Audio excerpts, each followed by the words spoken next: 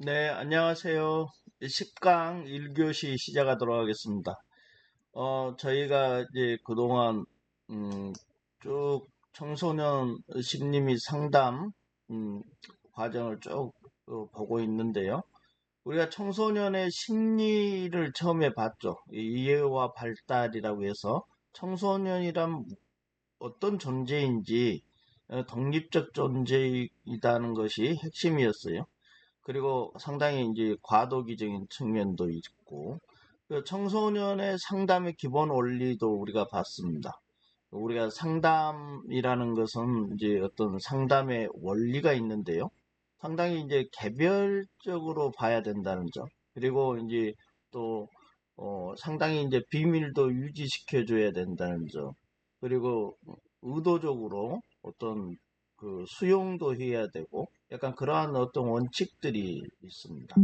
그리고 상담 이론에 대해서도 저희가 이제 살펴봤죠. 여러 가지 여러분들이 인간 행동과 사회 환경에서 보았던 정신 분석, 프로이트로 시작된, 그리고 그 조건 반사, 파블로프의 조건 반사, 스키너의 강화 이론에서 봤던 행동 치료, 인지 행동 치료도 있었죠. 그리고 게스탈트 전체로서의 인간상을 보면서 게스탈트의 치료도 받고 현실 치료 상담 이론도 우리가 봤습니다. 이렇게 상담 이론들을 쭉 보고 우리가 이제 이번 시간부터는 청소년을 대상으로, 그리고 또 청소년이 아니어도 보통 우리가 상담을 하는 과정들이 쭉 있어요. 그래서 거기에는 상담 과정이라는 주로 절차나 방법 위주로 이렇게 쭉 살펴보는데요. 상당히 이제 상담 과정도 전문적인 상담이라는 게 체계적이어야 된다는 거죠. 그리고 각 단계별로 이론적 기초도 있습니다. 그 내용도 이해할 필요가 있고, 그리고 상담은 실제로 적용하는 과정이죠. 우리가 어떤 이론을 알고 어떤 그런 기법들을 쭉 알고 나서 또 그것을 적용하는 거. 이게 이제 삼박자가 맞아야 되죠. 상담은 실질적으로 이렇게 접수부터 시작해서 종결까지 이렇게 연결되고 있습니다. 그래서 10강에서는 청소년 상담 과정을 이해하는데요. 목차를 보면 상담 과정에 모델이 있습니다. 어떤 현실을 적용하기 바로 직전에 우리가 모델 하우스, 여러분도 알잖아요. 모델을 이렇게 확인해 보는 것도 하나의 도움이 됩니다. 그리고 접수 면접부터 이제 시작하죠. 그리고 초기 단계도 있고 이렇게 체계적으로 구성되어 있습니다.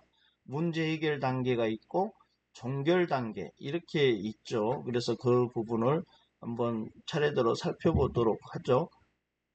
우리가 상담 과정 모델부터 보면 우리가 어떤 모델이라는 부분이 어떤 것을 우리가 바라보잖아요. 그러면 패러다임이라는 게 가장 큰 틀의 인식 틀입니다. 한 시대나 분야를 지배하는 지식 체계나 인식 틀, 이걸 패러다임이라고 합니다. 보통 토마스 쿤이 과학혁명의 기초에서 패러다임이란 말을 쓰면서 이렇게 일반화됐는데 그한 시대 전체를 지배하는 지식 체계나 인식 틀을 말하는 겁니다. 그 다음에 이제 관점이라는 것이 나와요. 여러분들이 어떤 물건을 보거나 어떤 상황이나 사건을 볼 때, 어떤 현상을 바라볼 때 여러분들의 시각이나 해석 틀이 있습니다. 독특한 학자들의 또 틀도 있죠. 이 해석 틀, 개인적 시각이 있는 거죠. 그러니까 입장, 이런 용어로도 쓰죠. 관점이 있습니다, 여러분. 그러고 나서 그것을 가지고 어떤 특정 현상을 설명하기 좋은 설명력이 높은 논리적 체계를 구성하는 것. 이게 이제 이론이라고 하죠. 우리가 보통 이론이라는 것은 논리적 체계입니다. 그래서 이미 정립된 논리적 체계가 있을 수도 있고요. 그것이 약간 불완전하지만 어떤 논리적 체계를 갖고 있는 이론도 있습니다. 이론을 기초로 해서 그것을 좀 너무 추상적이죠, 이론이. 그러니까 현실에 적용하기 위해서 우리가 이제 건설을 위해서 이제 모델 하우스를 여러분도 가봤는 거 모르지만 가면 조그마한 성냥갑 같이 만들어서 일종의 전체적인 구조를 만들어 놓죠. 그것을 모델이라 합니다. 이론을 단순화하거나 시각화해서 어떤 구조식으로 만들어 놓은 거, 도식을 만들어 놓은 거, 이걸 모델이라 하죠. 이론보다는 좀 더 구체성을 가지고 있죠. 지침은 아예 거의 이제 어떤 현장, 실천 현장에서 행동을 이렇게 해라 하는 구체적 규범으로서 만들어 놓은 걸 우리가 지침이라 합니다. 건설 현장에서도 또 그 안에 들어가면 하나하나 구체적 규범이 있는 거죠. 그것을 지침이라 하죠. 그래서 어떤 우리가 패러다임, 관점, 이론, 모델, 지침 이런 부분들을 가지고 여러분들도 한번 이 시대를 한 번씩 어떤 분야를 이렇게 점검해 볼 필요가 있습니다. 일단 상담 과정을 우리가 공부를 하기 때문에 거기에 대한 모델들이 있다는 거죠. 우리가 효율적인 청소년 상담을 진행하기 위해서는 어떤 상담은 체계적인 상담 과정이 필요하다고 했습니다. 그래서 상담 현장에서 여러분들이 상담자의 경험과 이론적 입장에 근거해서 상담이 진행된다고 볼 수 있어요. 그러니까 어떤 상담이 무작위적으로 어떤 내 경험만을 가지고 그것에 근거해서 상담이 진행된 게 아니라 어떤 체계적인 게 있다는 거죠. 그리고 그 상담 과정에 대표적인 모델이 있다는 거예요. 그냥 아무렇지나 어떤 시각에서 그냥 상담이 진행되고 그 경험만 가지고 얻어내는 게 아니라는 거죠. 그래서 유능한 상담자를 저술한 이제 이건이라는 학자는 문제 해결 모델을 제시했습니다. 그래서 문제 해결 모델도 있구나. 그리고 인본주의 입장을 취하는 이제 카프카라는 사람 학자는 공감 지향 모델이라는 것도 제시했습니다. 우리가 문제 해결 모델이라는 것은 이제 문제를 명확하게 정의하고 체계적으로 해결 방안을 모색하고 그 실행에 옮기는 것을 문제 해결 모델이라 합니다. 이건 단기적 상담에 적합하다고 그러죠. 문제를 일단 어떤 증상을 해결해야 되니까. 그런가 하면 공감 지향 모델이 있습니다. 인본주의는 칼 로저스의 인간 중심 상담 이론이 있었죠. 그 문제 해결보다는 관계 중심입니다. 그래서 클라이언트의 자기 이해와 수용을 우선시키죠. 그래서 클라이언트가 인간이기 때문에 상당히 이제 인본주의적인 시각을 우선시하는 거죠. 그리고 장기적 상담에 이것은 적합한데 반면에 뭐가 약할까요? 위기 상황이나 급성의 문제에서는 비효율적이죠. 우리가 어떤 급성의 문제에서 어디가 아프면 양의학을 보통 찾죠. 그래서 즉각적인 이제 처방을 하죠. 거기에는 문제 해결 모델이 좀 더 낫다는 거예요. 공감지향 모델보다. 그러나 장기적으로는 공감지향 모델도 효과적이다. 이렇게 보고 있는 거죠. 우리나라에서 홍경자 등은 이제 동양 유가, 도가, 노자 사상 이런 원리의 중심으로 해서 어떤 중심 과제 지향 모델이 있습니다. 중심 과제 지향 모델이 있는데 여기서는 이제 동양적인 유가, 여러분 유가는 공자, 맹자 잘 알잖아요. 인의의 지신, 효 이런 주요 가치를 가지고 인간은 도덕적 존재다는 것을 전제로 해서 덕치의 정치관을 가지고 있죠. 유가는. 도가는 뭐예요? 다 아시다시피 노자와 장자 이분들은 주요 가치가 자연과 무의, 뭐 이런 얘기를 하면서 인간은 자연의 일부이기 때문에 인위적인 게 아니라 무의자연의 정치관을 가지고 있죠. 도가는. 그리고 그 중에 하나인 노자 사상은 도덕경이 있고 여기 도라는 거 우주의 근원적 원리라고 하면서 여기서 노자 사상이 중요한 게 하는 게 장자하고 약간 다르다고 그래요. 노자 사상은 이미 길이 있다는 거죠. 장자는 길을 만들어 가게 한다는 거고 도가에서도 약간의 이제 그 방향 차이가 있습니다. 노자 사상은 상선약수를 떠오르면 돼요. 가장 좋은 것은 물처럼 낮은 곳으로 흐르고 만물을 이롭게 하는 것이다. 상선약수다. 이렇게 얘기를 하죠. 그리고 이러한 육아와 도가와 노자 사상을 좀 원리를 이용을 해서 중심과제 지향 모델이라는 것을 주장하는데 과제라는 거죠. 그러니까 아까 문제 해결의 방향하고는 약간 더 다른 중심 과제다. 그 단기적이고 실용적인 상담 모델이라고 하죠. 그리고 클라이언트하고 협력을 하고 클라이언트의 강점, 참여, 자율성을 중시하죠. 상담자는 조력자의 역할에서 계획을 수립하고 실천하는데 내담자나 클라이언트에 함께 도움을 주는 거죠. 클라이언트가 내담자입니다. 그리고 단점은 중심과제 지향 모델의 단점은 장기적이지 않다는 거죠.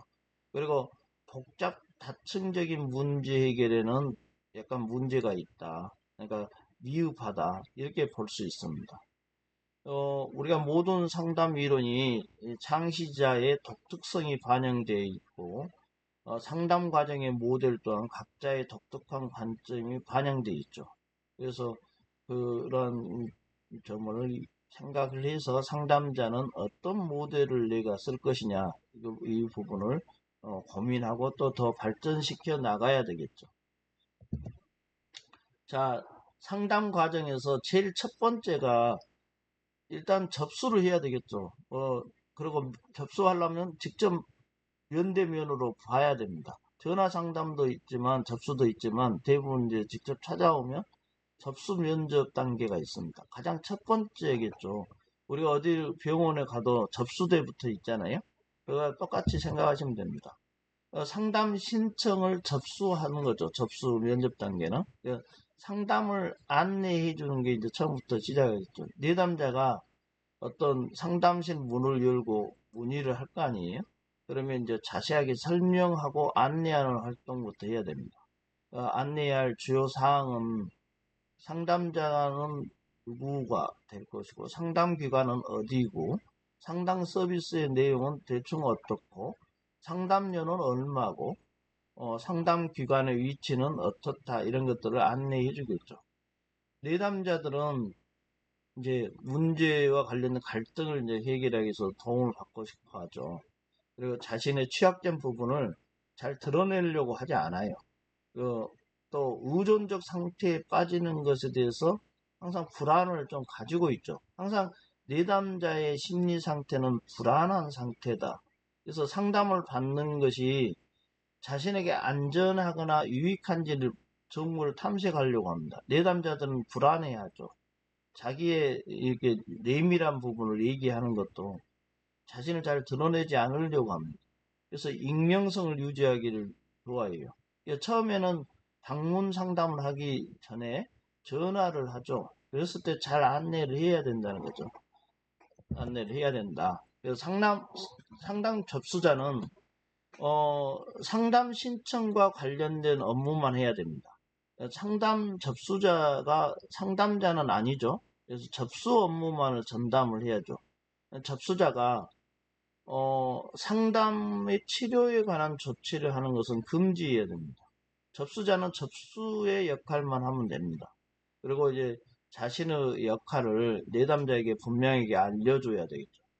내담자들은 전화를 해서 상담 접수자한테 계속 자기의 그 어떤 불안한 마음, 문제를 계속 얘기하려고 합니다. 그래서 내담자는 접수자를 상담자로 잘못 인식하는 경우가 많아요. 잘 모르니까. 단계가 이렇게 접수 면접 단계, 어떤 단계가 쭉 있다는 것을 잘 인식 못하죠.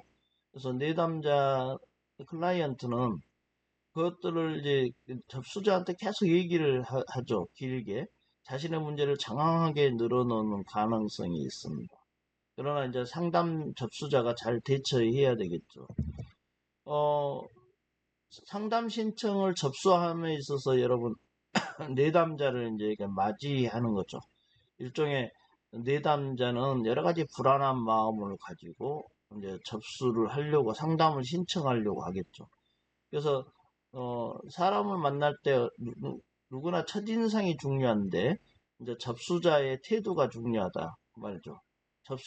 접수의 역할을 하는 태도는 내담자에게 상담에 대한 첫인상을 기억되게 하죠. 그래서 상담 전반에도 영향을 줄 수 있어요. 첫 만남이니까. 그래서 접수자의 비언어적 태도와 행동도 상당히 중요하다는 겁니다. 그래서 정확한 발음과 표현을 하고, 접수자는 그렇게 하고, 또 깨끗하고 단정한 옷차림을 가지고 있어야 되겠죠. 당연히 이제 이런 부분은 기본적인 거고, 또 미소나 적절한 시선 맞추기를 위해서 내담자에게 일단 긍정적인 인상을 주는 거, 그리고 편안하게 해줘야 되겠죠. 내담자가 부담스러운 인상을 받게 되면 안 되죠. 그렇기 때문에 지나친 메이크업을 한다든지, 접수자가 시선을 또 거부하면서 얘기한다든지, 또 무례하고 거만한 태도를 짓는다든지, 전혀 뭐 무표정한 아주 기술적인 태도만 보인다든지, 팔짱을 끼거나 그런 이제 거부감을 줄 수 있는 이제 행동들이나 이런 말이나 그런 표정을 하면 당연히 이제 좋지 않겠죠. 내담자 입장에서는 그래도 불안한데 거부감을 가질 수밖에 없죠. 그래서 접수자는 내담자를 배려하는 태도로 안내해야 되겠죠. 일단. 그래서 사적 공간이나 기타 편의를 제공해 줘야 되고, 접수를 편하게 할 수 있도록 그렇게 맞이해 줘야 된다는 겁니다. 다음에 이제 이렇게 접수 순서를 쭉 보면, 이렇게 이제 상담 신청서를 작성하고, 접수하는 과정이 상담 신청서를 작성하겠죠. 그래서 이제 접수자가 상담 신청서 작성 방법도 설명해 줘야 되겠죠. 이렇게 필요한 경우는 신청서 작성도 함께 도와줘야 됩니다. 그래서 상담 신청서 양식에 보면 대부분 이제 접수 일자, 접수자 성명, 내담자 인적사항, 주호소 문제, 무엇이 문제인지, 신청 접수자의 의견 등이 포함됩니다. 이러한 이제 기본적인 양식을 어디에나 가면 상담 신청서에 이렇게 정해져 있겠죠. 왜냐하면 예담자의 가장 기본적인 정보를 확인하는 절차입니다. 그리고 접수자는 이게 이제 작성된 상담 신청서 내용을 확인해야 되겠죠. 확인하면서 접수 날짜가 잘 되어 있는지, 접수자 성명이 어떻게 기재되어 있는지, 내담자가 가진 특정 행동과 관련된 사항을 우리가 이제 보통 관찰을 하면서 그것을 간단하게 메모해서 접수를 하는 것이 접수자의 또 여러 가지 역량이겠죠. 그래서 아주 상세한 부분은 아니지만 어떤 특정 행동이 있으면 그것도 관찰된 것을 기록해 놓은 거. 이게 이제 좀 중요합니다. 여러분 이제 그 상담 신청을 접수함에 있어서 이제 면접 의뢰를 하는 절차가 이제 있겠죠. 상담 신청 접수 과정이 이제 끝나죠. 신청서도 작성하고, 그러면 작성된 상담 신청서를 이제 가지고 보통 요즘에는 온라인으로 이렇게 전송하는데 접수 면접자가 있겠죠. 그리고 상담자가 있어요. 이러한 중간 단계 접수 면접자도 있고 바로 상담자도 있을 수 있다는 거죠. 그래서 내담자를 이렇게 상담 신청서를 가지고 이거 보내서 거기에 도달하게 하는 것을 의뢰라고 합니다. 이 의뢰는 상담자가 상담하기에 적절하다 이렇게 생각했을 때 바로 의뢰를 하는 거죠. 그리고 신청을 마친 후에는 빠른 시간 안에 접수 면접 또는 상담이 진행될 수 있도록 하는 게 좋습니다. 왜냐하면 이제 불안한 마음을 가지고 있기 때문에 내담자를 빠른 시기에 이제 어떤 의뢰한 상담자하고 이렇게 접촉하게 해줘야 되겠죠. 그래서 그런데 이제 갑자기 내담자가 방문한 경우가 있고, 접수 면접자 상담자는 이제 내담자와 논의를 해서 심리 검사를 이제 하죠. 보통 심리 검사를 실시하고 상담 시간을 이렇게 효과적으로 배정을 하죠. 언제 상담을 하겠다. 그리고 나서 상담 신청 접수 과정은 보통 갑자기 왔기 때문에 10분에서 15분 정도에서 접수를 하시오. 이렇게 할 수도 있습니다. 이 경우는 갑자기 이제 내방을 하는 경우죠. 예외의 상황에서의 조치가 있는데요. 내담자가 갑자기 신청서를 작성하지 않으려 하는 경우도 있습니다. 그런 경우에는 이제 그 이유를 확인해야 되겠죠. 그래서 적절한 조치를 취해야 됩니다. 이런 기본 정보를 알기 위한 것이고, 그 충분한 설명을 하죠. 그럼에도 불구하고 작성을 거부하면 더 이상 강요하지 않아야 되겠죠. 신청서를 작성하지 않는다는 것은 아예 상담을 받기를 거부하는 거죠. 어떤 이유도는. 그런 경우가 있고요. 신청 접수자에게 상담을 받으려고 하는 경우가 있어요. 아까 같이 이게 계속 신청 접수자인데 계속 자기 내용을 계속 얘기를 하는 거죠. 장황하게. 그러면 접수자는 내담자에게 자신의 역할은 접수만 하는 겁니다. 기본 정보만 확인하고 의뢰를 할 겁니다 하는 정확한 설명을 해야 됩니다. 그렇게 해야 되고, 위기 문제를 지닌 내담자가 이제 내방한 경우에 이제 접수자는 먼저 내담자를 위기에서 보호한 후에 상당히 이제 위기 상황을 가지고 오면 그것을 이제 보호 조치부터 하는 거죠. 그래서 곧바로 위기 개입 전문가에게 의뢰를 합니다. 이거 긴급성을 요구하니까 아니면 관련 기관에 연락을 하는 거죠. 그래서 내담자가 도움을 받을 수 있도록 위기 보호를 위한 먼저 조치를 취해서 그런 해당 전문가한테 이렇게 의뢰하거나 넘겨주는 그러한 일종 요청을 하는 그러한 절차부터 밟아야 된다는 거죠. 이것은 예의 상황이기 때문에 그러한 조치를 취해야 된다는 겁니다. 우리가 이제 접수 면접 단계를 보고 있죠.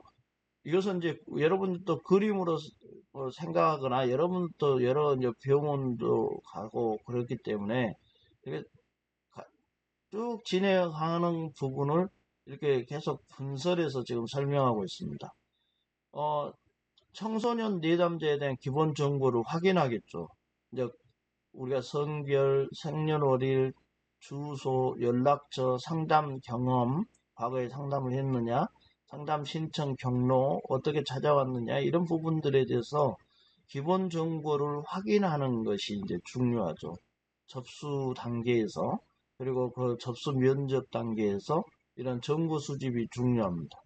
그래서 외모, 행동, 이런 부분도 다 봐요. 내담자의 차림새, 표정, 말할 때의 특징, 시선의 적절성, 대화 중의 태도, 예의 등을 관찰하죠.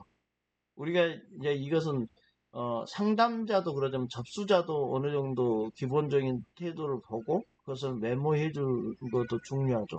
상담자도 상담실 문을 열고 내담자가 들어올 때 제일 먼저 하는 게 뭐냐면 관찰하는 겁니다. 관찰하는 거예요. 그래서 그 행동이나 여러 가지 옷차림이나 이런 부분들, 걸어 들어오는 태도, 그런 것들을 쭉 관찰을 하죠. 그러면서 어느 정도 전체적 관찰 정보를 수집하는 겁니다. 그리고 이제 내담자가 주호소 문제를 얘기를 하죠. 말로 할 수도 있죠. 그럼 경청을 잘 하고 경청하는 게 이제 그 두 번째 중요한 겁니다. 내담자가 주호소 문제를 이제 처음으로 발생한 시기, 상황적 배경, 생물학적 이제 특성, 문제가 진행되는 과정들이 어떻고 문제의 심각한 정도가 어떻다는 것을 이야기할 거 아니에요? 내담자가 이 얘기를 하죠. 그걸 경청을 잘해야 됩니다. 그래서 내담자 이야기하고 용어를 그대로 기록을 하는 거죠. 그래서 내담자의 고유한 상황을 일단은 반영할 수 있잖아요. 알 수 있다는 거죠. 그래서 관찰이 상당히 중요하죠. 그 다음 들어와서 내담자가 막 얘기를 해요. 본인 문제를. 저 호소 문제가 뭔지를 포커스를 가지고 들어보는 거죠. 경청입니다.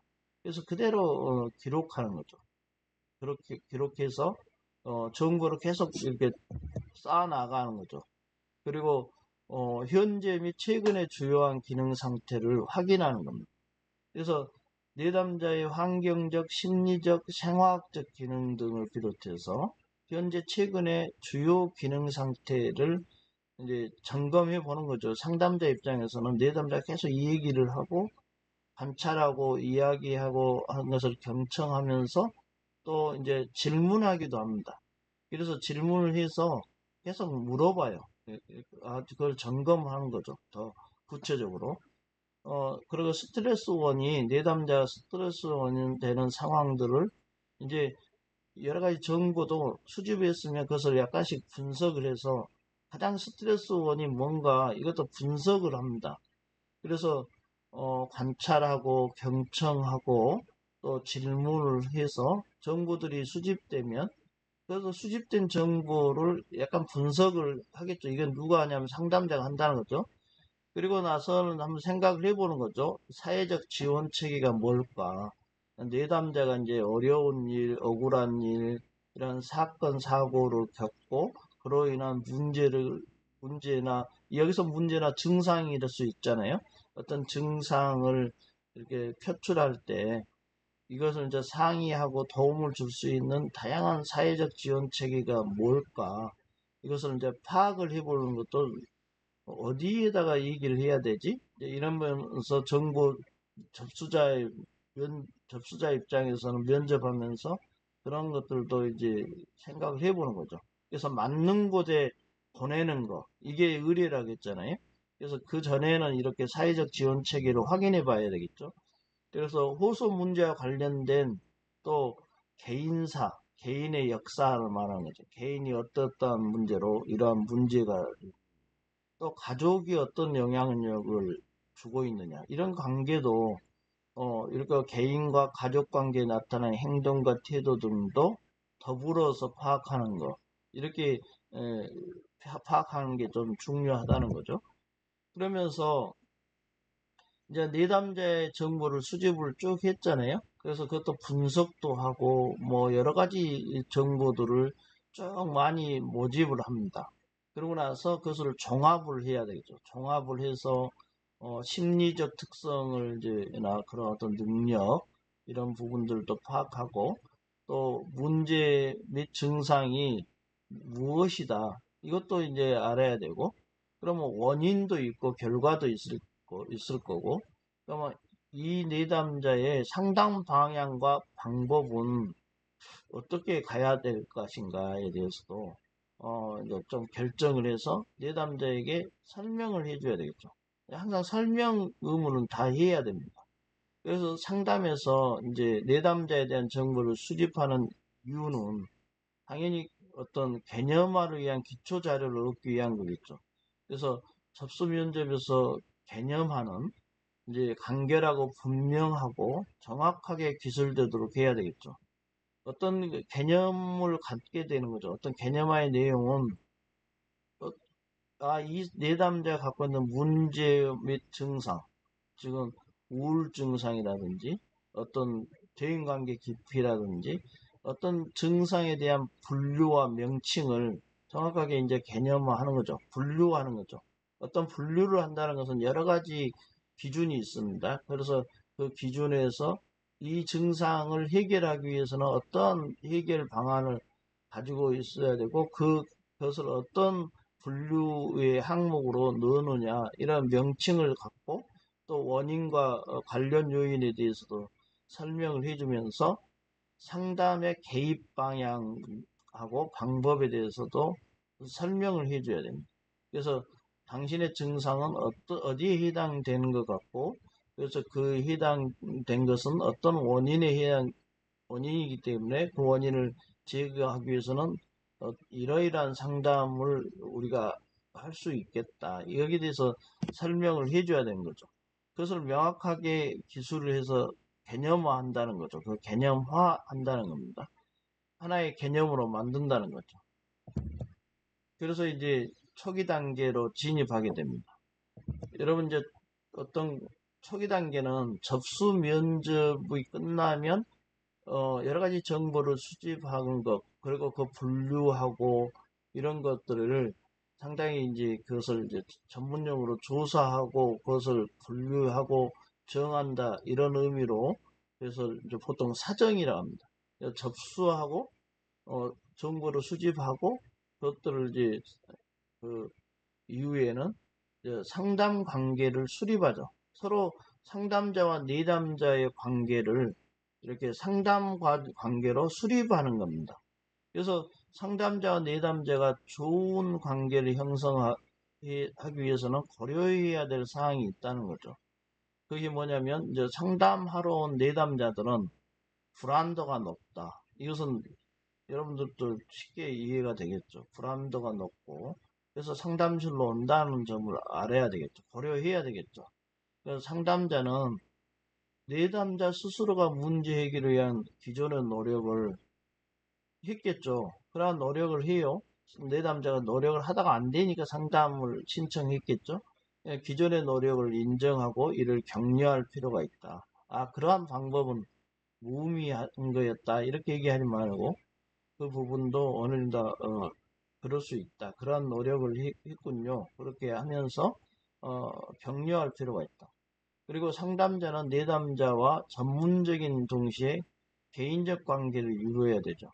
이런 부분들이 쉽지는 않지만 상담자는 전문가죠. 그렇기 때문에 전문가의 입장에서 그러나 내담자와 개인적인 이제 관계를 이제 형성해 가기 시작하는 것입니다. 상담자는 내담자의 욕구와 이제 그가 상담 과정을 통해서 얻고자 하는 이득, 기대 이런 부분들을 잘 살펴봐야 되겠죠. 당연히 이런 것들을 고려해야지 좋은 관계가 형성되고 라포가 형성되고 그러한 이제 신뢰 관계를 계속 유지할 수 있다는 겁니다. 우리가 이제 그러기 위해서는 여러분 상담을 구조화할 필요가 있다. 보통 이제 이 구조화 과정을 보통 이런 경우는 계획을 세우고 계약을 체결하고 이렇게 할 수도 있어요. 아니면 이제 계약을 체결하기 전에 이러이러한 내용들은 지켜줘야 된다.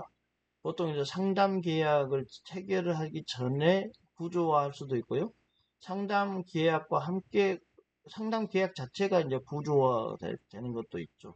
그래서 상담 시간과 기간을 어떻게 할 거냐, 그리고 책임감 있게 이제 지키도록 공고해야 되죠. 예를 들어서 화요일 날 몇 시에 오시라. 그런데 안 온다. 그런 문제가 있겠죠. 그래서 그 부분을 책임감 있게 지키도록 공고하고 상담 중에 이제 내담자가 공격적이거나 불합리한 행동을 하면 안 된다. 이런 부분도 원래는 계약 내용이 있어요. 그러나 그 부분들을 좀 더 명확하게 얘기를 해야 된다는 거죠. 그리고 상담 비용, 비밀 보장 원칙, 당연히 이제 상담자하고 내담자의 관계에서 그리고 개별적인 거 비밀 보장을 하고 이런 부분들은 전문가의 입장에서는 당연히 비밀 보장을 해줘야 되고 이것은 법적인 계약의 관계를 떠나서 윤리적 차원의 문제이기도 하잖아요. 그래서 비밀 보장의 원칙들을 잘 명확하게 하고 그리고 내담자가 수행할 역할의 범위를 정해서 서로 실행할 수 있도록 해야 되는 거죠. 내담자가 이러이러한 수행을 해라. 그럼 여기까지는 항상 지켜두라. 달라.